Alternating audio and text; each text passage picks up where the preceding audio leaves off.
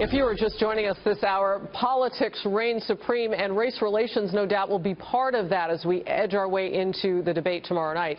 And as you saw, a fever pitch in recent days. We saw 2 police shootings of black men in different cities. A police officer charged in Tulsa, Oklahoma, a man dead there. He had no weapon. The case in Charlotte, North Carolina, under investigation. A videotape now released for public interpretation. All of it stoking anger among some in the black community. I sat down with civil rights leader Reverend Jesse Jackson to see why he is not more in the fray. He began by getting some things off his chest, and then a raw conversation between us.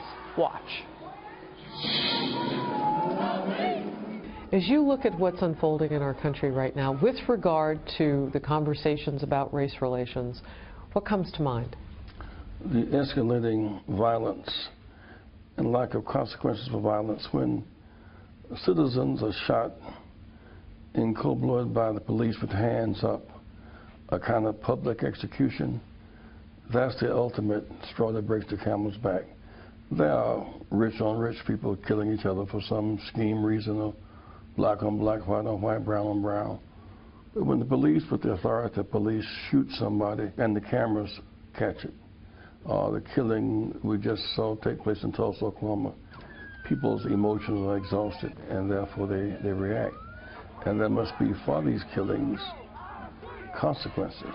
But I'd rather see them use massive demonstrations in the boycott than riot, because the message is lost in the rioting situation. Have we gotten to the point, particularly with what's happened in a couple of incidents, including Charlotte, where a black police officer killed a black man, have we gotten to the point, Reverend, where we can honestly say that this is not black and it's not white, it's about abuse of power? Hold on. And abuse of power by a few, and can we agree to go find them and root them out? Because otherwise nothing changes.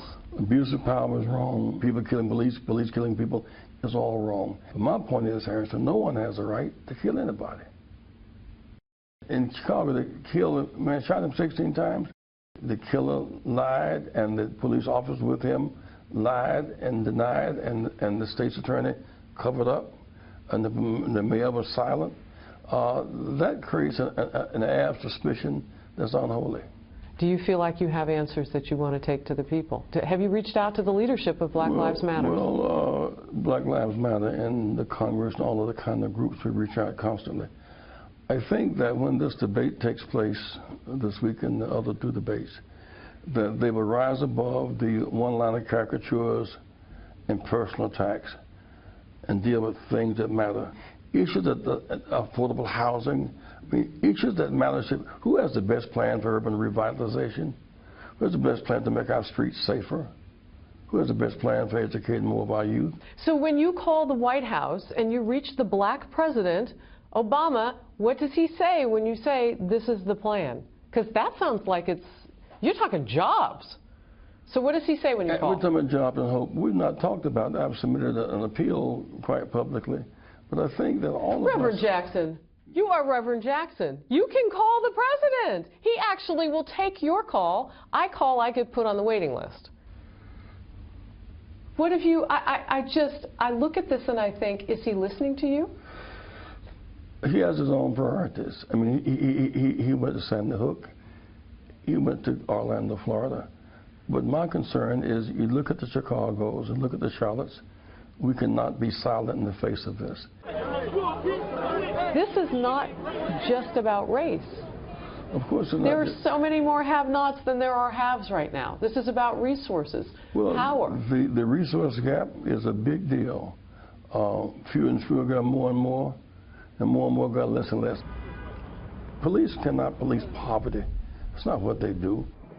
But I talked with a couple of young men earlier this week in New York and asked them why were they not engaged in the political process. And they were traumatized. They saw Eric Garner, they saw Walter Scott, they knew of Amadou Diallo, they knew of the Charleston 9, just war on our own streets. And so there's a fairly real trauma in these streets. And at some point people say, you know, Black Lives Matter. It was interesting to hear the Reverend there turn that BLM phrase into a question, which some have said critically that it always needed to be that rather than being hashtagged. It's time to have a real conversation.